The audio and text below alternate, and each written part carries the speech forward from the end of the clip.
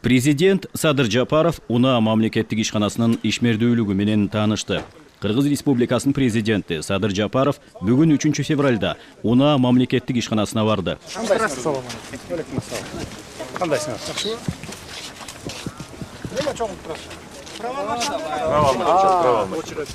Права алмаштырганга.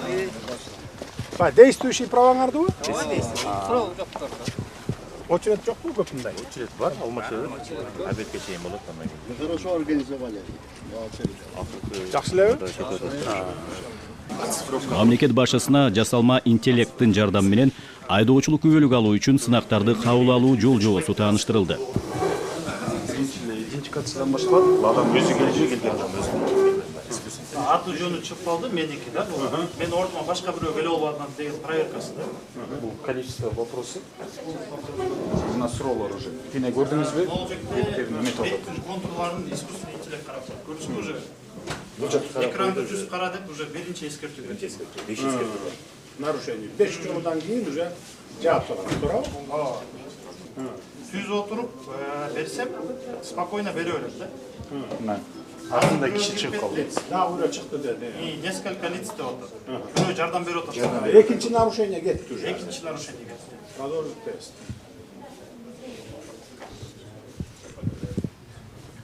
Башталды уже. Катталды. Дальше кетип атам да. Башталды. Сен уже экзаменге кирдиң уже. Алаксып кеттим дейли, бул жакты карап калдым. Смотри, вот үчүнчү нарушение. Үчүнчү. Капталды карабады вот. Түз отуруп. Бирөөдөн бири сен шпаргалка албады вот. Азыр бул жерден карабай отурсаңар да. 4-чү нарушение болду. Садыр Нуркожоевич, пока тиги курсант экранды карамайынча бул ачылбайт, бул кнопка активный болбойт да. Карап тиякты тура бергендечи. Продолжить тест. Кетти. Ответ смена. Түз отурсам нормально кете берет. Болду, эми тапшырып көр кана. Эмеле правилаларды чыгар. Чыгарып жооп бере башла.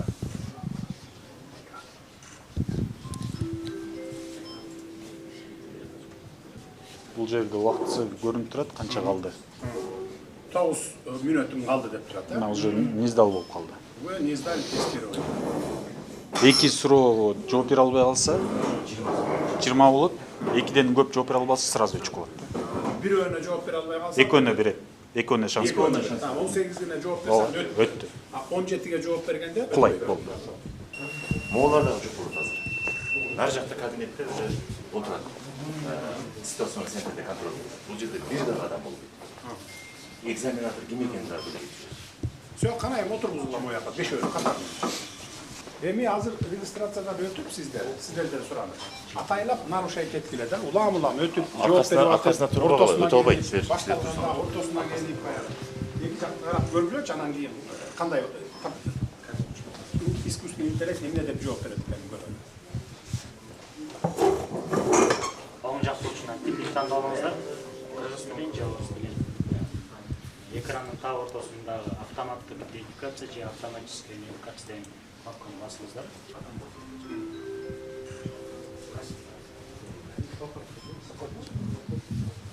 Мына мен камераны билдим. Кайра жаап койду уже. Бул жаза кайра чат. Эки жолдуу нарушение болуп турабы?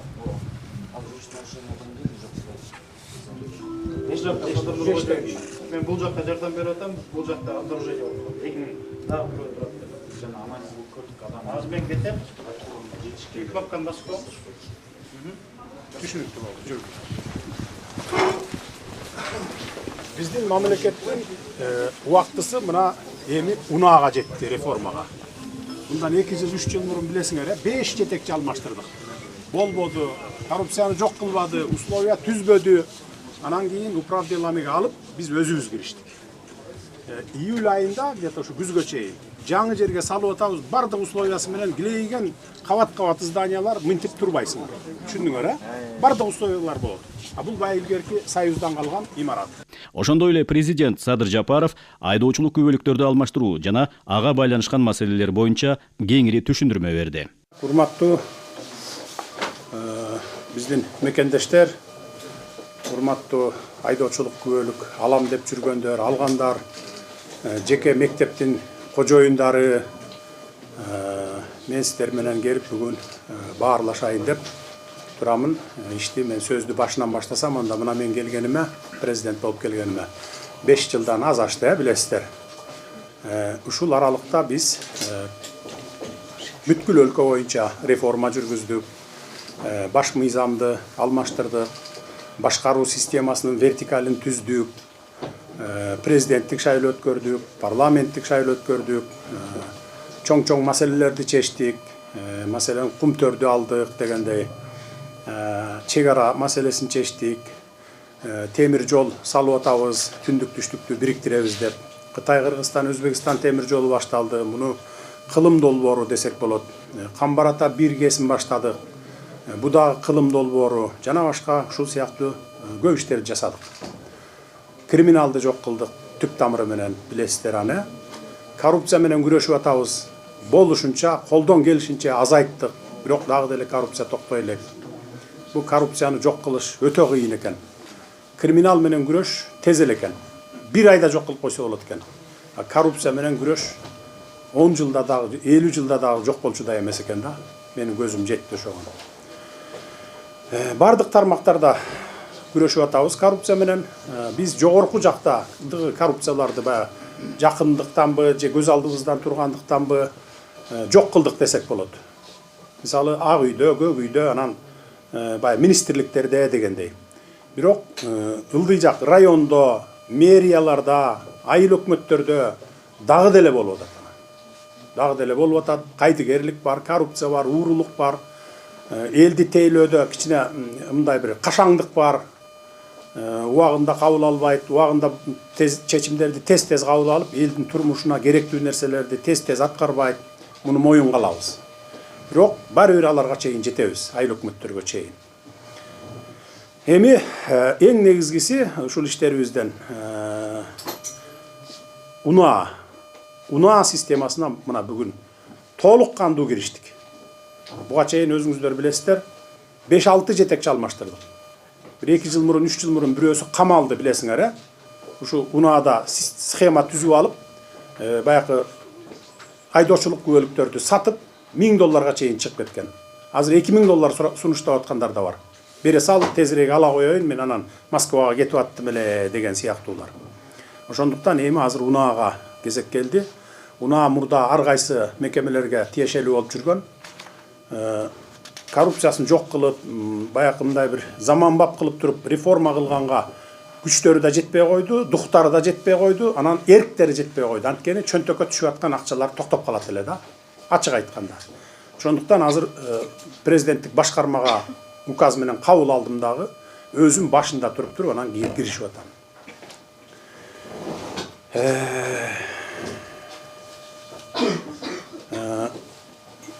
Эмне үчүн дегенде, мисалы мына эски айдоочулук күбөлүктөр. Эски айдоочулук буга чейинки мына 25-жылга чейинки 5 түрү чыгыптыр мынакей. 4 түрү чыгыптыр, 4 түрү. Тигил ID паспорт экен. Мону любой жерде жасап алса болот. Подделка кылса. Мунун подделкалары ушул, анан могул ID карттын подделкалары менен бүгүн дагы чет өлкөлөрдө машина айдап жүргөндөр бар. Могул ID картты Москвада кошун өлкөлөр, чет өлкөлөрдүн жарандары колдонуп жүрөт бүгүн дагы. Суроо бүтө электер. Түшүндүңөр, могул айдоочулук күбөлүк менен, моулар менен бүгүн дагы машина айдап жүрөт. Россияда, Казакстанда дегендей башка чет өлкөлөрдө мына мөөнөтү бүтө электер. Муну кантип жок кылабыз? Муну жок кыла албайбыз да. Бая мөөнөтү бүтө элек болсо жүрө берет. Дагы бир 10 жыл жүрөт, туурабы? Ошондуктан биз азыр мына мондай күбөлүктү чыгардык мына. Бул эң акыркы үлгүдөгү дүйнө жүзүндө бир 10-дукка кирет десем да болот. Чип ичинде муну мүмкүн эмес жасаганга. Компьютер менен да башка. Только ушу биз өзүбүздөн чыгарат. Мен баягы өнүккөн өлкөлөр, алдыңкы өлкөлөр жасап коюшу мүмкүн эми. Америка, Россия, Кытай сыяктуу баягы дүйнөлүк державалар. Эми мен аны 100% эметемин, бирок алар кылбайт андайды, билесиңер. Ошон үчүн мына эч кандай подделкасы жок. Мына мындан ары ушундай праваларды беребиз. Азыр алмаштырып атканыбыз да ошол праваларды. Эскилерин бүт барын ушу эски права менен эски ID картты барын алмаштырып бүтөбүз. Быйыл жылдын аягына чейин бүтөбүзбү? Эмдиги жылы бүтөбүзбү же аркы жылы бүтөбүзбү? Бардыгын бүткөндөн кийин Моунун бардыгын биз жокко чыгарабыз. Могу тех паспорттарды дагы мынакей жасалма. Бардыгын жокко чыгарабыз. Ошондо мына могу гана калат. Баякы могул эски айдоочулук күбөлүктөр менен айдап жүргөн чет өлкөдө, Америкада болобу, Европада, Россия, Казакстанда, кошун өлкөлөрдө болобу, бардыгы жокко чыгат да. Срогу бүтө элек болсо дагы жокко чыгат. Мына ушинтип биз тазаланалы деп атабыз. Түшүндүңүздөр, Паспорт мына, илгерки паспортубуз. Бир да бир кыйраткан жеринде бир защитный элементтери толук эмес болчу да. Муну эгерде мен кааласам, мен деле жасап алсам болот эле да. Жасалма паспорттарды билесиңер, террористтердин колунда жүргөн, башка өлкөлөрдөн келген мусулман динин кармангандар ушул паспорттарды сатып алып, жасалма паспорттарды ажылыкка барып келип аткандар бар да, Кыргызстандын атынан. Бүгүн дагы бар ушул паспорттар менен барып келип аткандар. Бүгүн дагы мына. Не кылыш керек эле? Биз мына өзүбүз мондай паспортты чыгара баштадык. Муну да жасаганга мүмкүн эмес. Бу да бир дүйнө жүзүндө 10 өлкөлөрдүн 10-дугуна кирген паспорт мына. 10-дуга кирет. Муну эч ким азыр жасай албайт. Муну жасайм дегендер адамдар. Анткени баякы корголуучу элементтери абдан көп мунун. Канча бир 12 элемент кошулду окшойт да мурункуга караганда. 18 элемент кошулду мына. Коштук мына.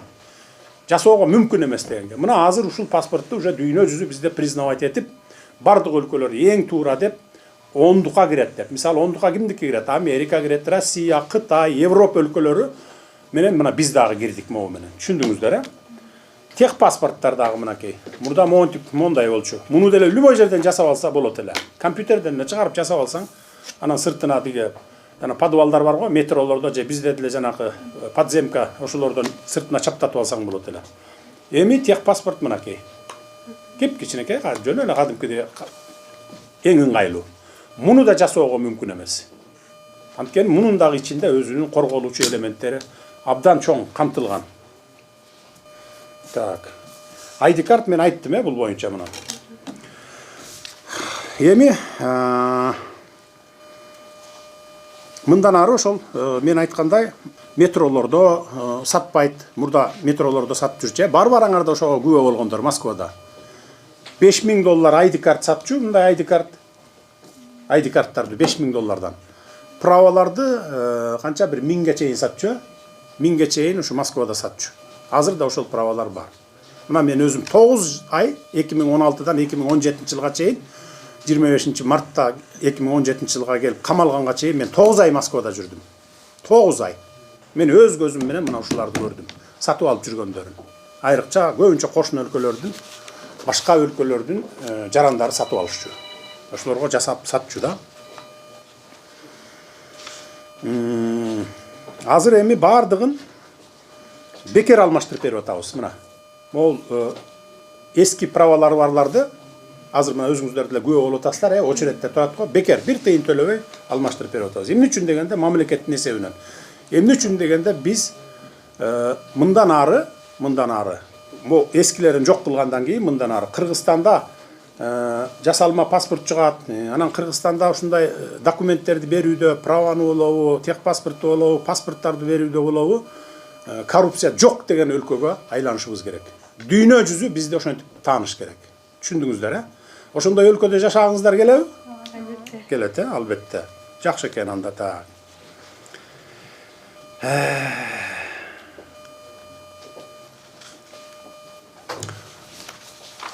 Жүзгө жакын, жүздүн тегерегинде жеке автошколдор бар экен. Канча эле саны? 200 275. 275. О, мына көрдүңөр, мен 100 деп жүрүпмүн. 275 жеке автомобилдердин окуткан. Мына жеке школдор. Силер жекелерден окуп келдиңер да барыңар, 2,5 ай окудуңарбы? Б категориясын алыш үчүн, жеке жактардан 275 мектеп бар экен. Жакшы окутпайт, билебиз аны. Эгерде адам өзү ниет кылып жакшы окугандар болсо, араңардан бир эле жолу, же болбосо 3-4 жолу келип тапшырып өтүп алып атасыңар. 20 жол өтпөй дагы отургандар бар мына. 20 жол, билесиңерби, барбы ошондой тааныштарыңар? 20 жолу айтчы, барбы сен таанышың?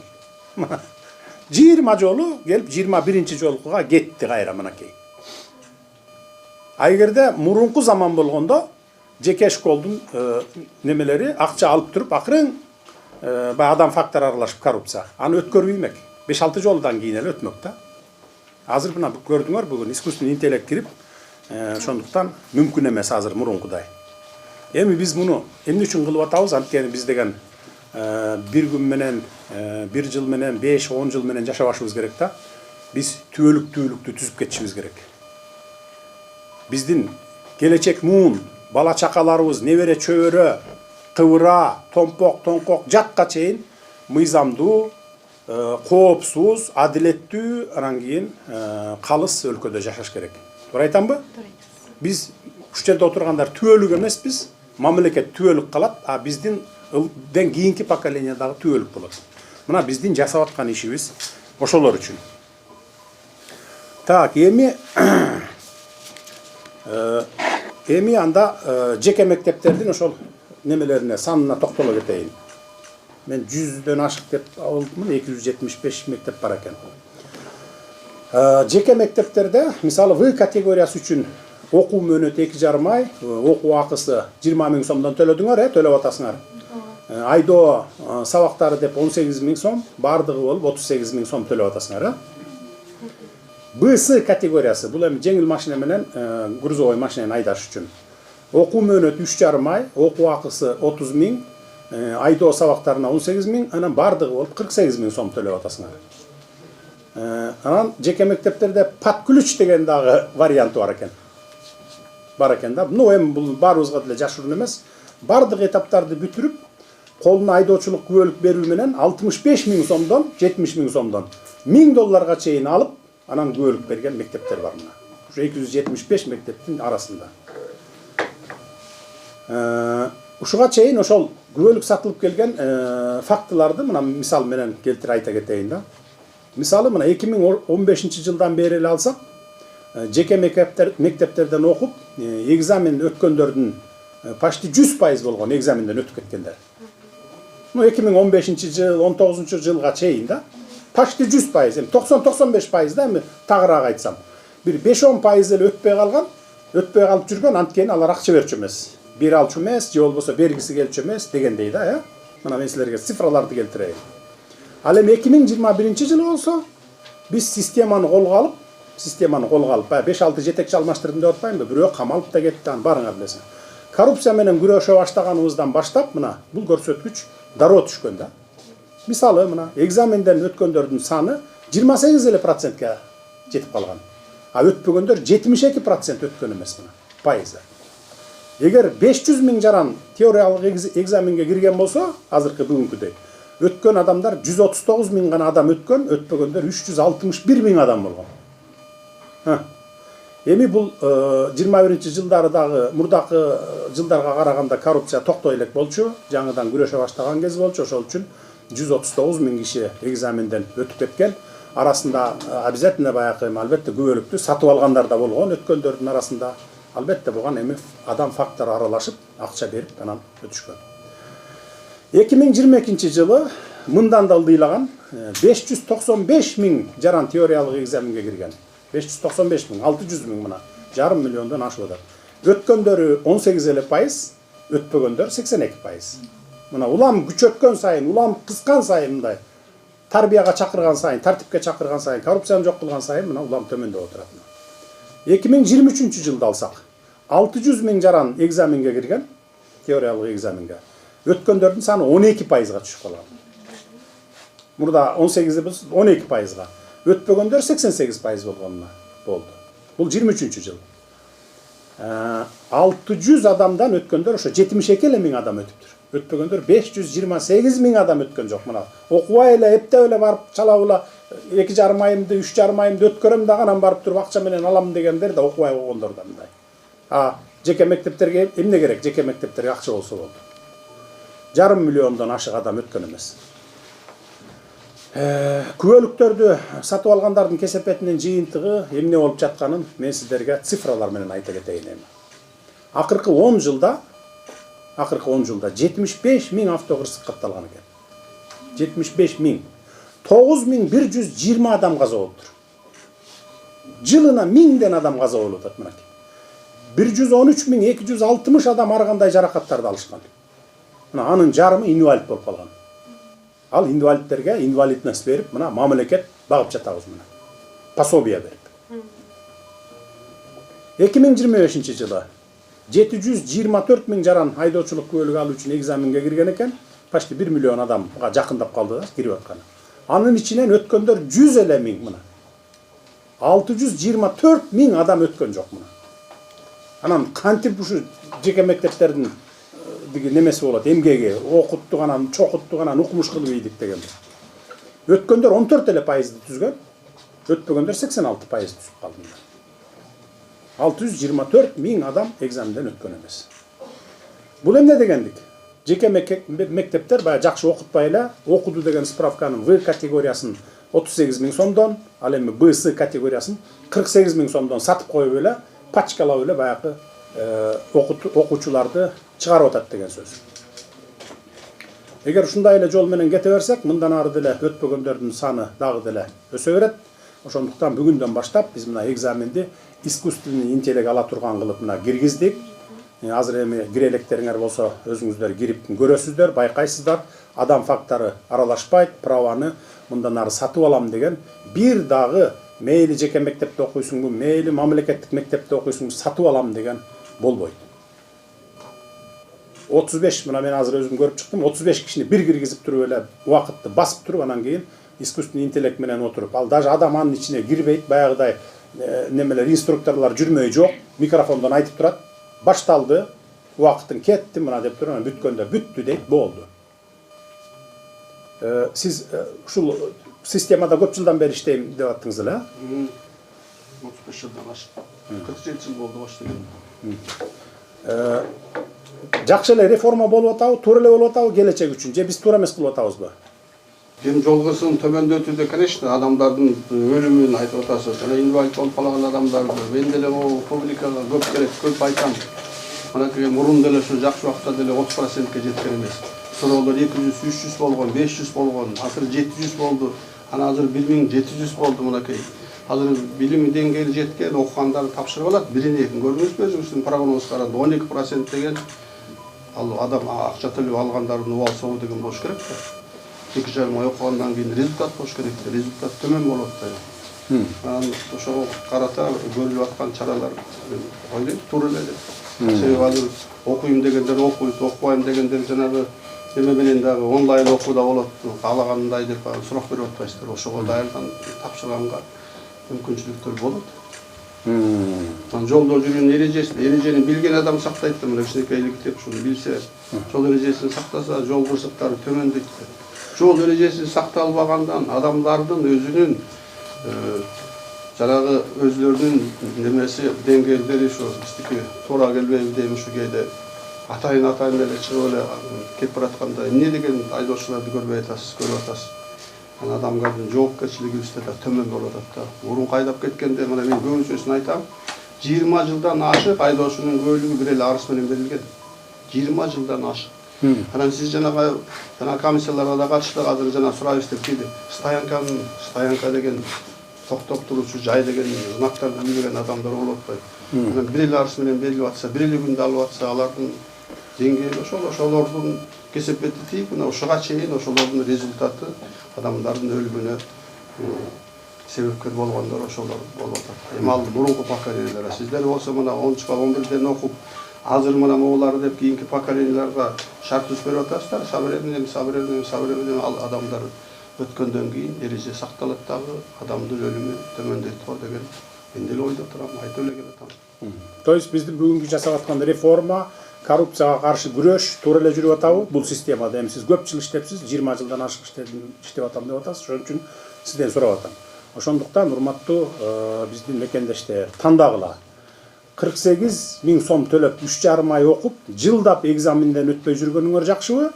Же 19 миң сом төлөп коюп, 10 ай окуп, бир жолу келип туруп экзаменден, болбосо экинчи эле жолу келип өтүп кеткениңер жакшыбы? Мына азыр жылдап экзамен тапшыра албай жүргөндөр бар. 2,5 ай, 3,5 ай окуп алып. Ошондуктан мен сиздерге суранарым, 10 ай аябай көп экен, ал экен, бул экен дебегиле. Мен карап отуруп, ушунун баарын көрүп туруп, анан бүгүн ушул жерге келип отурамын. балдарды күнөөлөп атасыңар, унааны, Туманбаевты күнөөлөп атасыңар. Бу госслужбада, мамлекеттик кызматта эки түр адамдар болот.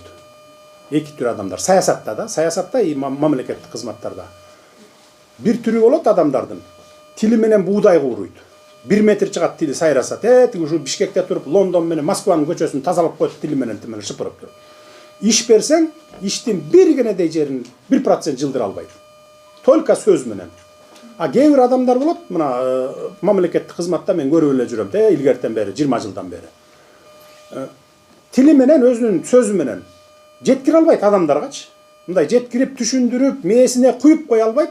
А бирок иши баягы тили менен сүйрөгөндөрдүн тескерисинче да, 100%, даже айтканыңан артык кылып аткарып коет. Бирок элге чыгып сүйлөй албайт, сүйлөсө дагы түшүндүрө албайт да. Мына ушулар бар. Мен интернеттен көрүп алып, монтип, неужели ушуну түшүндүрө алышпайт деп туруп, мына өзүм келип отурам мына. Элге, жалпы элге 7,5 миллион элге түшүндүрүп коеюнчу эми деп мына. Ошон үчүн биз келечек үчүн жасап атабыз, туугандар, жөн каршы чыкпагыла. Жеке 275 адамдын, анын ичинде 275 эмес, бир 200 эле ашып кетсе, анткени бирөөнүн 3төн 4төн мектеби бар. Бир киши 4төн мектеп ачып алган. Шакылдатып баягы только акча жасаш үчүн да. Ошондуктан ошолордун кызыкчылыгы үчүн мен билем алардын аркасында кимдер турат. Мамлекеттик кызматкерлер да бар. Туугандарын оформить этип коюп иштешип аткан. Эми мен аттарын атабай эле коеюн. Өзлөрүнө да айттым элем. Ал эми күнөө эмес, конечно. Ал үчүн кызматтан кетирбей албайбыз. Эмне үчүн сенин тууганың мектеп ачып алып иштеп атат деп айта албайбыз да, күнөөлөй албайбыз. Ар кимдин өзүнүн укугу. Бизде ошон үчүн неме кылалы. Анан 10 ай боюнча ошол 10 ай деп атат. 10 ай дегенде деле күндө келип окубайсың да. Жумасына 3 жолу экен, черезден мисалы 2 сааттан. Анан азыр мына 21 кылымда мынакей онлайн дагы бар. Үйдө отуруп алып эле онлайн дагы катышсаң боло берет, ал саат кете берет мисалы. Азыр мисалы үйдө суткасы менен жаткандар бар. Чалкалап диванда жатып алып туруп комментарий жазат, тим эле диванный эксперт деп коебуз го биз. Ошол бир суткаңдын 2 саатын ушуган бөлүп кой да, убагы келгенде кой мен кирип окуп коеюнчу деп туруп 2 саат ошол комментарийди кой, башканы кой, 2 саат ушул жерде иштеп койсоңор болобу болбойбу? 10 ай көз ачып жумганча өтүп кетет. Анан ошону менен тапшырып аласыңар. 10 айдын ичинде кадимкидей билимди сиңирип алууга мүмкүн да. Мисалы мектептерге киргиздик биз. Мындан ары азыр силер мектепти бүтүп чыккан поколениесиңар да. Силерге 10 ай. 10 ай окуп, анан кийин келип экзамен тапшырып аласыңар. Сентябрдан баштап 11 класс. 11 класска сабак кирет. Алар ошо 9 ай бою окуйт. 9 ай бою мектепте окуйт. Анан силер окшоп мындай жеке мектепке же мамлекеттик мектебине кийин келбейт. Мектепти бүтүп чыгып түп-түз келет, экзаменге келет сразу эле. Искусственный интеллект отурат, тапшырса праваны алат, болбосо албайт. Мына ошентип мектепке да киргизип койдук биз мынакей. Мындан ары азыркы 2026-жылы сентябрда ушул жылы аркы майда бүтүп чыгат да, майдын аягында. Алар келип түп-түз келип экзаменге келип эле ала берсе боло берет. Экзаменге келип туруп эле. Түшүндүңүздөр, а бул эми бүтүп чыгып кеткен поколение да бир 10 жыл алат болуш керек эми. Азыр эми алып атат да баягы былтыр мектепти бүткөндөр, эми быйыл бүткөндөр дагы барып келип окуйт автошколалардан 10 ай. Анткени мектепте окута эле келек да мына. Биз муну ошо келечекке элибизге дагы жеңил болсун, анан түбөлүктүү болсун деп жасап аткан иштерибиз бул. Ошо 10 ай боюнча мисалы көп биз деле аны жөндөн киргизген жокпуз да. Графиги бар, өзүнүн ар кандай окутуу методдору бар дегендей. Анан баягы кыштын күнү дагы айдоого катышат, баягы тайгалакты айдаш керек, жаан жааганда айдаш керек дегендей нормалар бар. Европа өлкөлөрү, Америкада бүт ошондой колдонушат ошолордун бардыгын. Анан ошон үчүн 1 жылдан керек болсо 2 жылга чейин окуткан өлкөлөр бар. Мисалы мына Америкада 1 жылдан 2 жылга чейин экен. Чоң адамдар 1 жыл окуйт экен, андан кийин экзамен тапшырып права алат экен. А 15 жаштан, аларда 15 жаштан 14 жаштан жогору экен да. Алар болсо 2 жыл окуйт экен. Мына Америкада. Канадада болсо, буларда деле ошо 1 жылга чейин окуйт экен. Анан Финляндия мына. Мен ошо кече интернеттен чыгарып алдым. Финляндия. Ушул Финляндияны биз мисал кылып алсак болот экен да. Дүйнө жүзү боюнча эң билимдүү, адамдары билимдүү өлкө, билимди жакшы берген өлкө деп 1-чи орундуктарда турат. 1-чи тройкада деп коёчу, 1-чи үчтүктө турат мисалы. Ушул өлкө 1 жыл окутуп Анан кийин ито 1 жыл окуткандан кийин дагы праваны түбөлүк бербейт экен. Экзамен тапшыргандан кийин 2 жыл срок менен берет экен. 2 жылда сен эгерде сенин күнөөң менен авария болбосо, мас болуп колго түшпөсөң, ошондон кийин 2 жылдан кийин келесиң дагы тапшырып туруп экзаменди. Жөн эле алмашпайт. Андан кийин анан түбөлүк алат экен. Мына Финляндия. Анан ушул эң билимдүү адамдары билимдүү, эми кичинекейинен карыганына чейин билимдүү деген сөз да бул эми тройкага кирген сөз. Ушул мамлекет 1 жыл окутуп аткандан кийин анан биз болсок бир 150-100 орунда турабыз да, баягы билимдүүлүк жагынан, элдин билимдүүлүгү баягы неме жагынан. Анан ушу биз 2 айда мээбизге куюп ала коебуз деген эми туурабы логикалык жактан же туура эмеспи? Шуну адамдар өзлөрү деле ойлонуш керек да мындай. Анан бул водительдик право бул. Айдоочулук күбөлүк. Бул паспорт эмес, ID карта эмес, ID паспорт эмес. Мен ала коюп тиги чыгып кетишим керек, Москвага барышым керек деп. Москвага барып келе бер, Америкага барып келе бер, башка жакта каякта жүрбөсөң да 2 саат интернеттен онлайн кирип койсоң, 10 ай көз ачып жумганча өтүп кетет го. Ошон үчүн мен суранармын силерден. 10 ай деп ызылдабай эле мамлекеттин жүргүзгөн саясатына макул болсоңор, эч убакта жаңылышпайсыңар. Мен силерди жаман жолго сүйрөбөймүн. Башынан эле айтып келатам, 5 жыл мурун айткам, азыр да кайталаймын. Ар бир жасаган ишим мен жеке кызыкчылыгым үчүн эмес. Только мамлекеттин анан ошо 7,5 миллион элдин кызыкчылыгы үчүн жасап атабыз. Мисалы, бир эле генерал мисалы, атын эле атабай эле коеюн. 70-тен ашык баягы союз чачырган мезгилде ошо өзү башында турса керек деп мен ойлоп атам. Мен мага кызыгып деле неме кылган жокмун, ким экенин, эмнеге, кандай кылганын. 70-тен ашык ба илгери Дасаев деген болгон СССРда. Бүт мен ошо Дасаевтан окугам, мен 6 ай окугам БСга деген. Ал убакта күндө окуйт элек. Анан барып туруп анан бүгүнкүдөй эмес деге плакат тилип коюп сүрөтү менен окуткан тиги частный мектептерде. Бүт запчасттарды чачып коюп туруп окутат эле. Кана стартерди көргөзчү, радиаторду көргөзчү, диги немени аккумулятор кайсы, ходовойдо диги шаровой кайсы деп мисалы. Мост кайсы, мосттун ичинде редукторду көрсөт деп. Не только право, эмени правиланы эмес. Азыр эми анын баарын силер окуй албайсыңар аны. А союз кезде күчтүү болчу. Ошол 70-тен ашык Дасаевти бир эле генерал менчиктеп алыптыр. Бүт менчикке чыгарып алыптыр да 30дан ашыгын сатыптыр. 40тан ашыгын азыр бүгүн автошкола кылып, арендага тапшырып, өзү иштетип жүргөн экен. И аны да мыйзамсыз менчиктештирген да.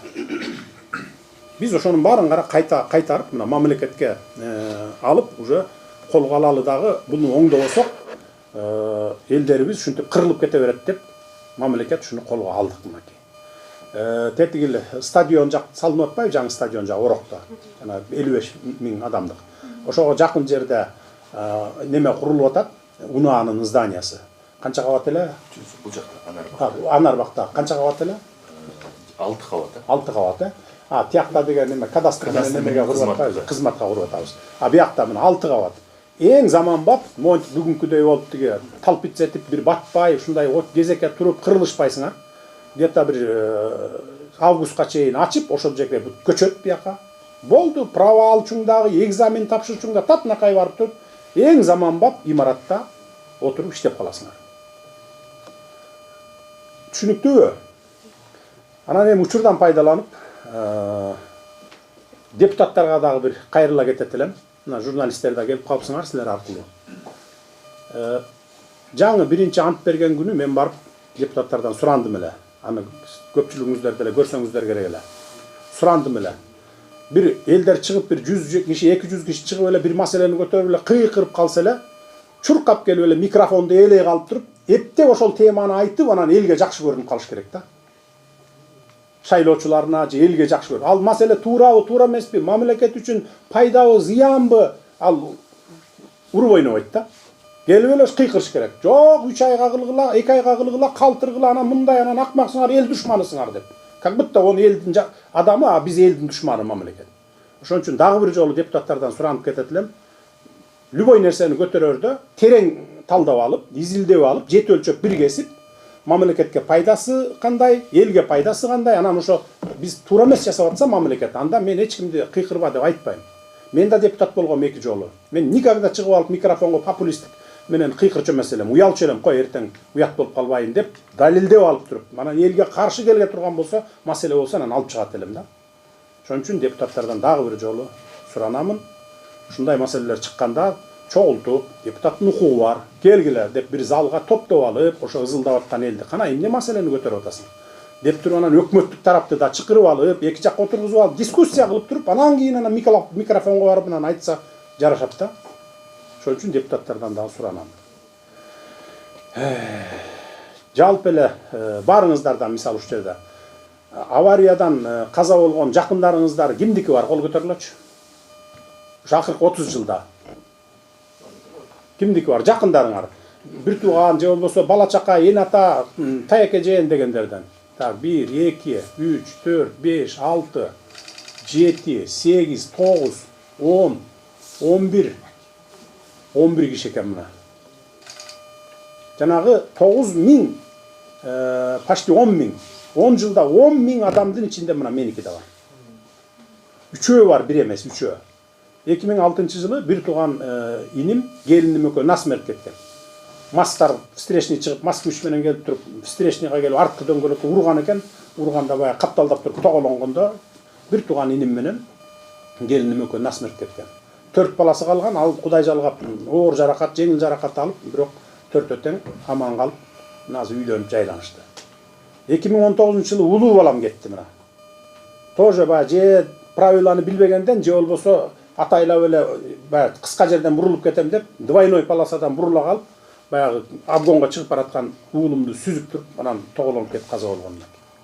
Мындай 1000 деген үйлөрдө бар. Мына 10.000 үй бүлөдө бар ошондойлор. Мына бул жерде азыр 11 киши экенбиз, 12 киши экенбиз менин менен. Ошон үчүн ушундайларды кылбас үчүн жакшылап окугула, 10 ай көз ачып жумганча өтөт. Эч ким кубалап келаткан жок, право албасаң бирдеме болосуң дегендей. Анан 10 айдын ичинде ал жол эрежесин, баягы машиналардын түзүлүшүн, ходовойун эле эмес, этикага дагы үйрөтөт. Көрүп атабыз, көчөдө. Көрүп атасыңар го?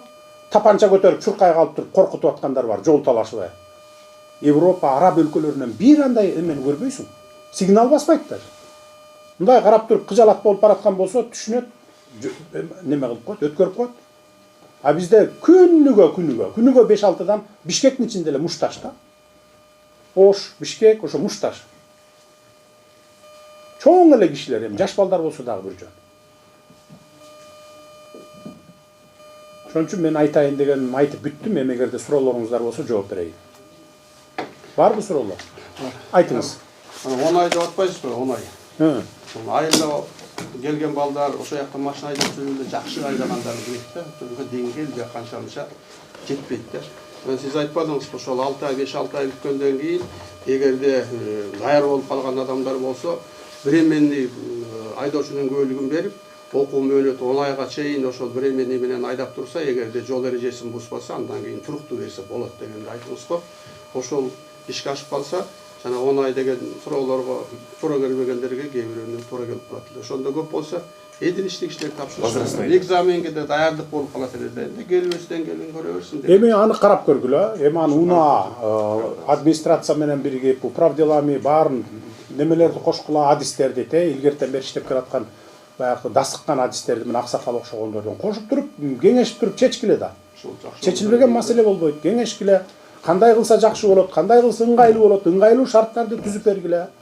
Пожалуйста, нет проблем. Азыркы шарт урматтуулар өтө ыңгайлуу. Эң негизгиси читап окуп коюш керек, анан кийин билим менен ошол государственный алышат. Эң ыңгайлуу азыркы шарт. Барбы дагы суроо башкалардан? Айт. Айлык окуунун акысын атап кеттиңиз го, 9.000 деп, анан биз практикага чыкканда канча төлөп калабыз? Практикага чыкканда бензиниңерди өзүңөр куясыңар, болду, ошонун акчасын эле өзүңөр. Ары бери айдаган бензиниңердин эле акчасын. Анда жакшы болот. Яна 10 ай окуганда биз кайсы категорияны алабыз? Только Б-ны, Б-сы экөөнү тең. Экөөнү тең экзамен тапшырасыз, экөөнү тең аласыз. 10 ай ошо 2 категорияга окутуп атпайбы? 19.000 сом алып атат. А силер азыр 3,5 ай окуп 48.000 төлөп атасыңар, 1 жыл экзамен тапшыра албай жүрөсүңөр. Мына 20 жолу тапшырган бала ошо 1 жыл болду тапшыра албай жүргөнү. Балким 2 жыл жүрөт дагы тапшыра албай. Ошон үчүн 10 айдын ичинде ошо Б-сы категориясына окуйсуңар, 19.000 төлөйсүңөр. А вождениеге грузовой айдасаңар, өзүңөр куясыңар, легковойго өзүңөр. Эми биз мамлекеттен бербейбиз да. Ал силердин 19 миң төлөгөнүңөр дагы ал ошол силердин 10 ай окутканга жетпейт. Бирок биз мамлекет дотация берели деп атабыз. Ал 19 миң сом мына аксакалдар окшогон мугалимдерге кетет. Окутуп аткандарга кетет бул жерден. Ошолордун баарынын эмгек акысы да силер төлөгөн. Биз эми мамлекет колго алып жасап аткандан кийин бул келечек үчүн жасап атабыз. Дагы бир жолу кайталаймын. Мамлекет жестко көзөмөлгө алабыз. Ар бир праваны экзамен тапшырып алган адам билими менен денини сак, анан баягы трезво айдагандай кылышыбыз керек. Антпесек монтип мына бир залда отурган жерде 30 киши отурса, 11 киши, 12 кишинин тууганы өлүп атса, анан бул улана берет да. Улана берет да. Дагы бир нерсени айтайын. Ошол 2 жыл мурун болуш керек. Баягы камакка кеткен унаанындан кийин жаңысын коюп атып, жок анда мурун экен. Ошол жерге унаанын эмелерин эме кылдым, азыр ат эсимде жок. Кол көтөрүлөчү, кимиңердин ушул жерде тууганыңар каза болду эле, жакын эми деген немегер дедим ба? Бир тууганыңар таяке жээн, кайын журттан десем, бирөөсү кол көтөрдү, инспектор ушул жерден.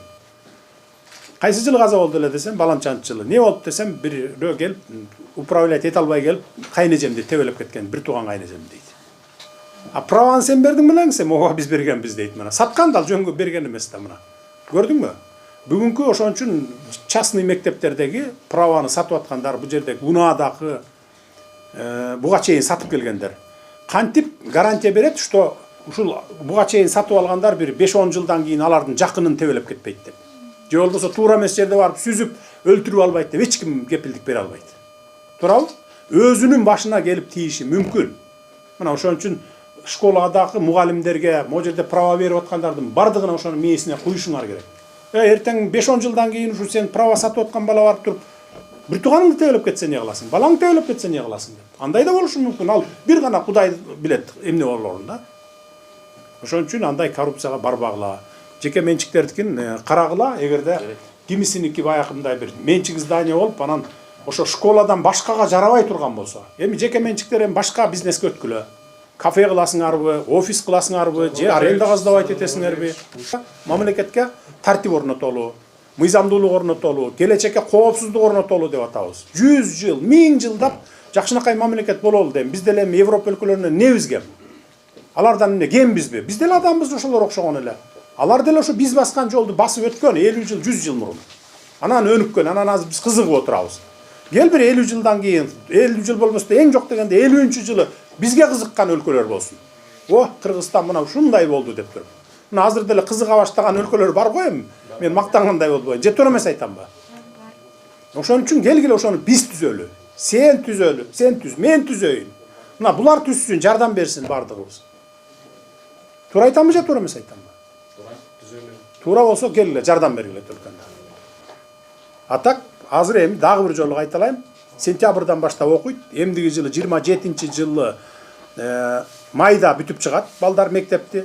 Эч кандай окуусу жок, түп-түз буякка келип экзамен тапшырып алат. Түшүндүңүз мисалы? 11-ди бүткөндөр да эми эмдиги жылдан баштап 27, быйыл бүтөт 26, 27 бүтөт, 28-жылдан баштап 12 класс бүтүп чыгат, билесиңер, 28-жылдан баштап 12-чи класска, азыр 11-чи класска окутуп атабыз да, күздөн баштап. 28-ден баштап 12-чи класска. Биз аны да киргиздик, мына мектепти да реформа кылып атабыз да биз, билим берүү жагын. Дүйнө жүзүндө 12 класс окутат. Бизде 11-чи класс, баягы союз бойдон калып калганбыз. Мына өттүк, Кудай буйрса 28-жылдан баштап 1-чи аттестатты 12-чи жылдын аттестатын алат. Европага барабы, башка жакка барабы, Россияга барабы 12-чилики менен 1-чи курска өтөт. Азыр биздин 11-ди бүткөн балдар Европага, башка өлкөлөргө барып, Европа эмес, көп өлкөлөргө барып, 1-чи курска отура албайт. Подготовительный окуп туруп, анан кийин 1-чи курска кирет да. Биз мына ал стандартка да өттүк. Кыйналсак дагы, кысталсак дагы, ушунчалык оор болуп атса дагы күчкө салып, мына быйыл өттүк биз. Дагы барбы суроолор, кимде бар? Жок болсо анда мага уруксат бересиңер.